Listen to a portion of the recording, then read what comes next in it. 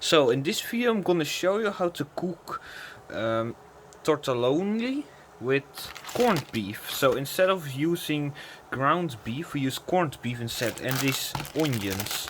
So these are fried onions and this tomato sauce, very tasty. First thing we want to do is make the water cooking. It's cooking right now, so we put this in here. There we go. That's our cooking. So that's good. Then we get the second one of these, like this one. Perfect. Put it right here. We want to open this. It's very important that we get as much of this as possible. It's right here. There we go. And we want to pour in this.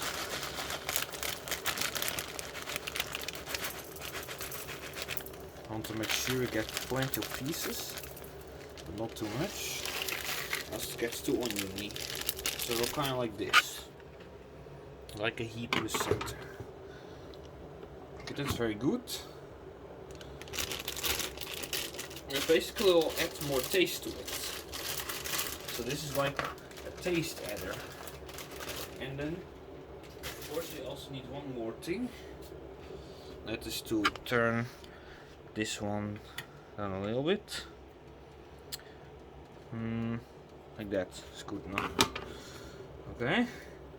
So what we're gonna do is get the corned beef. So this is slightly out of date, but since it's corned beef, you can still use this even if it's like a year out of date, basically. That's because it's mainly salty. So it has a very short shelf life, theoretically, but you can use it way longer. Get 2 slices of this stuff.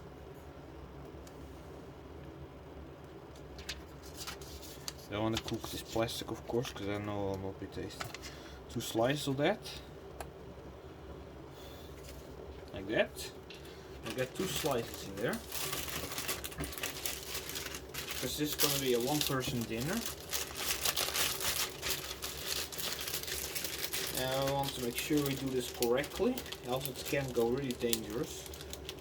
Because it will taste really bad if you use the incorrect amount of things. So yeah, that's the corned beef. I want to get a spoon, like this. It's very good. And what we want to do is basically go and just chop this all to pieces.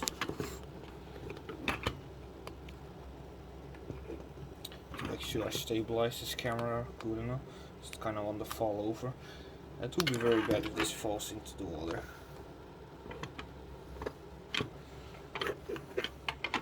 So I'll just do it like this from here and then zoom in.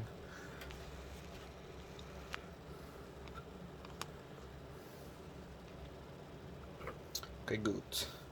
So then what we just want to do is want to mash this, so it becomes kind of like a paste.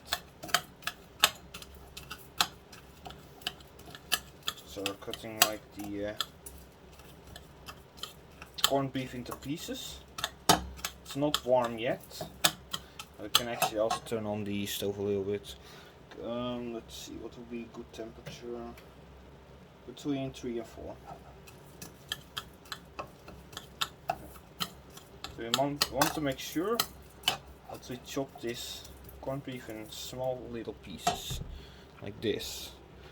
So currently it's like that, and once this pan heats up, it will automatically go clumping together, so this will become like a paste. So that's theoretically our goal of this, turn this into a paste. Yep. So once it's a paste, then it basically becomes edible. Since right now it's a bit out of date, that's why I also want to make sure you cook this. So you never know what meat does it when. Since this is, you're supposed to put this on bread basically, but what I'm doing is just use it as a ground beef supplement. It's also way cheaper, and you can make multiple meals with this. So yeah, be right back, since it takes a while for the thing to heat up. So meanwhile we'll use a fork for this one. Make sure that nothing sticks to the bottom. Because that would be really bad. I think we unstuck everything from the bottom. That's good. Yeah. So we want to make sure to remove any remaining eyelashes from the meat.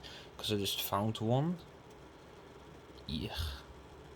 Okay, so we want to make sure that there's no eyelashes in here. That won't be that tasty. So now the remaining eyelashes are gone. We can start mixing it more. As you can see, it already becomes kind of like a paste. That's what we're supposed to do. To mix it a little bit more until it becomes really like a doughy substance. And then it's time to add the sauce. It smells really good. Like it smells kind of like dog food, to be honest. But then this is human food, so this is obviously edible. Because I mean, if it's dog food, then you can't eat it, of course. So yeah, this is human food, but it smells like dog food. Okay, there we go. It's like a paste-like substance now. And then we're gonna add a bunch of this. I want to be really careful with that, because that can create a bunch of mess. So you want to be sure to have like one of these ready, because when opening this, as you can see, it creates kind of a mess.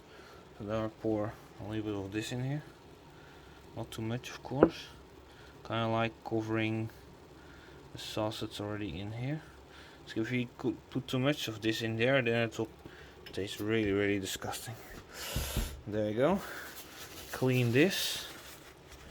Because now the sauce is leaked everywhere. And that's not really that good. It will become really disgusting. There you go. Okay, that's good. That's clean. What I'll do is get this, put it right back in here. There you go. Everything good. Go mixing this everything up. Have to make sure we mix it all.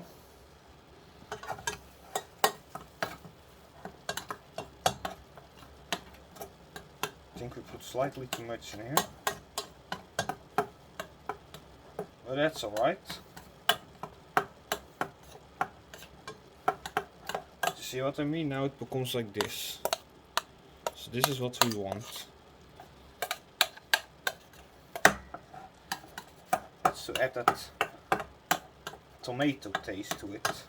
Because without a tomato paste, it will actually just taste really bland.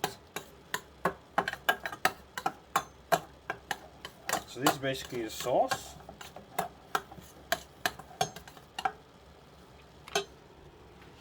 There you go. That's the end result. So it actually smells really good. We don't want to cook this too much, because then it will. The longer we cook this, the more disgusting it will actually smell. So we need to make sure we don't cook this too long.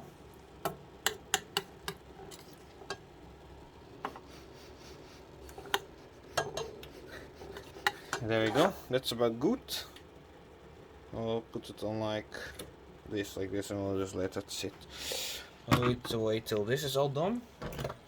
Basically, how we test this is like you get a fork. Try to grab one of these. Try to stick it in. And then we get one of these, and then we just go taste it.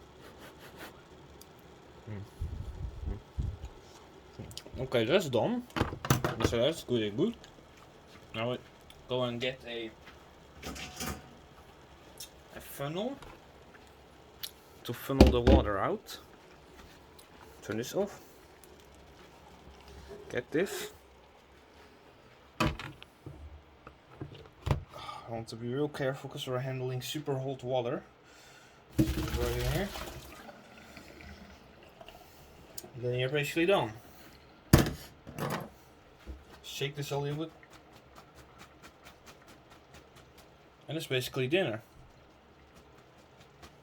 Oh yeah, it smells good.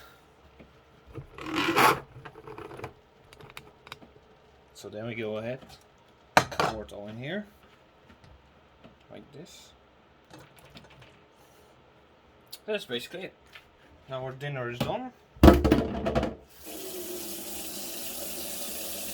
ahead and mix this.